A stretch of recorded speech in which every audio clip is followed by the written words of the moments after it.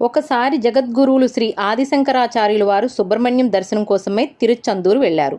అక్కడ ఆయన ఇంకా సుబ్రహ్మణ్య దర్శనం చేయలేదు. ఆలయం వెలుపల కూర్చుని ఉన్నారు. అప్పుడు ఆయనకి ధ్యానంలో సుబ్రహ్మణ్య స్వామి వారి దర్శనం అయ్యింది. వెంటనే శంకరాచార్యులు సుబ్రహ్మణ్య భుజంగం చేశారు. ఈ భుజంగం స్తోత్రం ద్వారా ఎన్నో దోషాలు పోగొట్టుకోవచ్చు.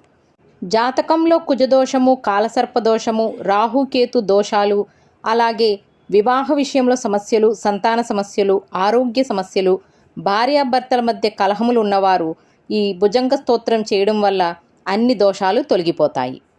మనం తప్పు చేయకపోవచ్చు, ఎక్కడో వంశంలో తప్పు జరిగినా మనకు తగులుతుంది. సుబ్రహ్మణ్యుని పాదములు స్మరిస్తే మనసుకు శాంతి కలుగుతుంది. అన్ని దోషములను కూడా పోగొట్టే సుబ్రహ్మణ్య శక్తి ఎంత గొప్పదో శంకరులు ఈ సుబ్రహ్మణ్య భుజంగం ద్వారా తెలియజేశారు. శంకరాచార్యులు స్వామిని మహంభూతి తీరే మహాపాపచోరే అని కీర్తించారు. వీలుంటే ఒక్కసారి భుజంగ స్తోత్రం పఠించండి.